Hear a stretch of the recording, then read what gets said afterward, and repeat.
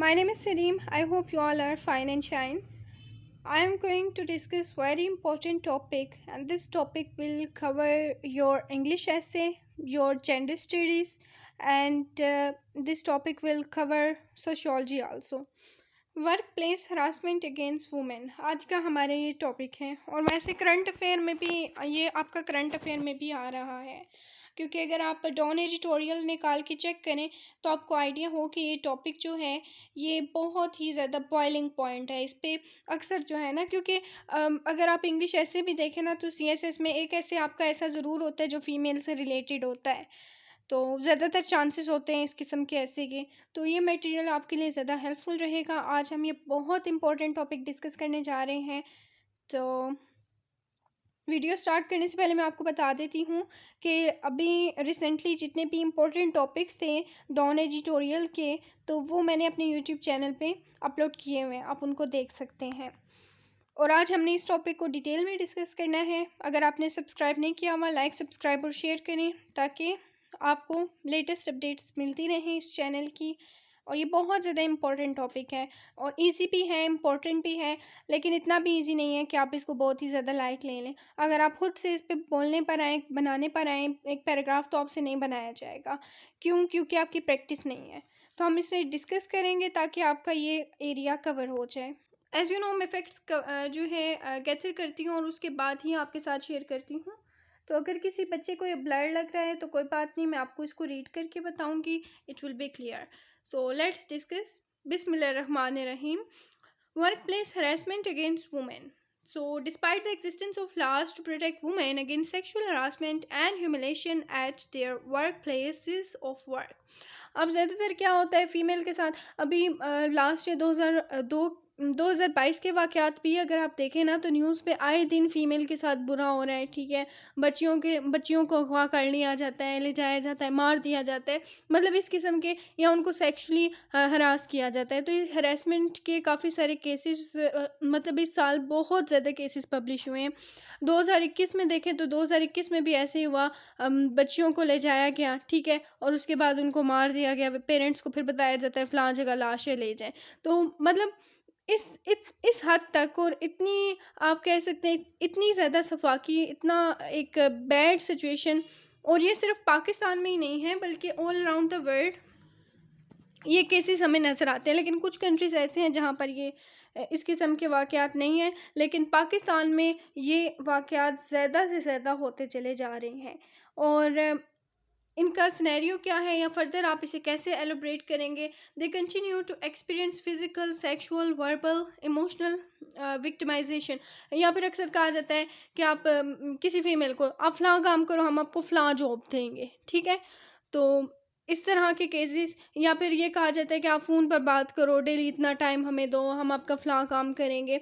तो ये चीज़ें ना, इवन देन सिविल सर्वेंट्स में भी ये चीज़ है। और अगर आप देखें तो हमारे एक रिसेंट, अभी मुझे नाम याद नहीं आ रहा, जो थे मतलब जिनको उनके ओहदे से हटा दिया गया था, ये करंट अफेयर में है, ठीक है। तो मतलब उनको उनके ओहदे से भी रिमूव किया गया उनकी इस करप्शन की वजह से।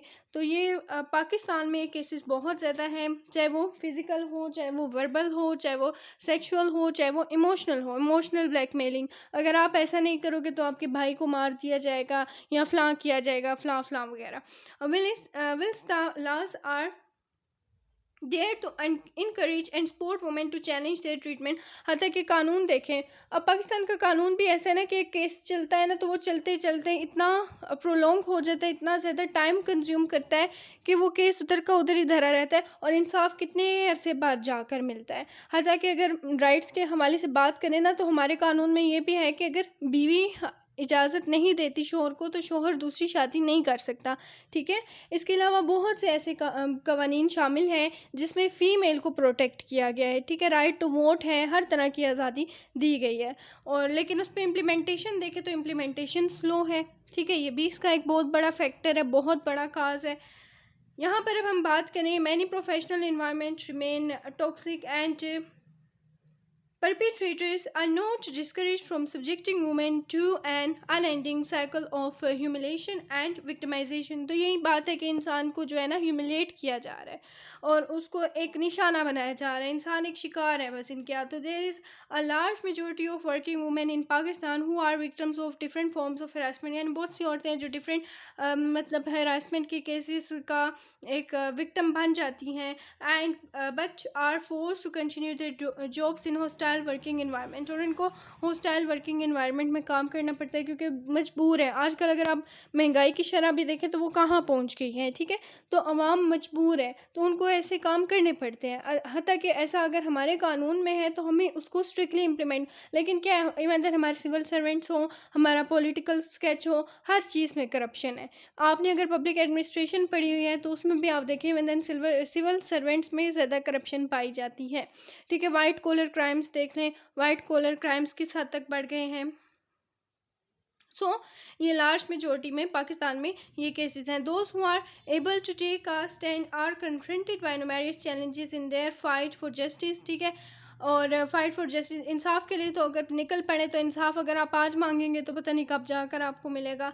ठीक है, एक केस चलता है तो वो चलता ही रहता है. जैसे कि अगर बेनज़ीर भुट्टो शहीद की बात करें, उनको गोली मतलब शहीद किया गया या इस तरह से उनको जो गोलियां मारी गई, अभी तक उसको मतलब पीछे तक भी एक केस जो है अभी फिर ओपन होता है, फिर बंद होता है, फिर ओपन.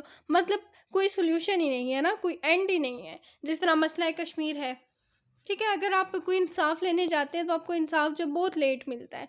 तो अगर ऐसा होता है बाज़ दफ़ा तो ऐसे होता है कि किसी फीमेल को इंसाफ नहीं मिलता, इंसाफ मिलने के टाइम पीरियड में ही बेचारी इतने ताने सुन के खुदकुशी कर लेती है.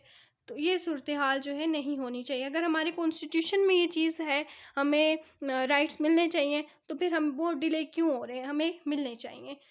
It means sacrificing her professional career as companies are willing to hire women and who, ये totally आपका gender studies का topic है. hire women who have made complaints about their employers. ठीक है, employers से related वो complain करती है. women complaints also face societal disrespect and criticism. लेकिन अब वो इस तरह से बेचारी complain भी नहीं कर सकती एक female कि उसको जो है criticize किया जाएगा, उल्टा उसी को ही बुरा कहा जाएगा. तो ये चीज़ भी गलत है. there is a need to sensitize the working environment and let the men working alone women learn that women have their rights and they want to stand up to perpetrators, but the time consuming justice system sometimes discourage them for pursuing their cases. लेकिन ऐसी सूरत हाल में ये आयशा फातिमा लाहौर से इन्होंने लिखा और बहुत अच्छा लिखा है. तो आप इसे कोट करना चाहें तो आप इसे कोट कर सकते हैं. फैक्ट्स हैं और ये फैक्ट्स और फिगर्स आपके काम आते हैं, इनको ज़रूर कोट किया करें. तो ये था आज का हमारा टॉपिक.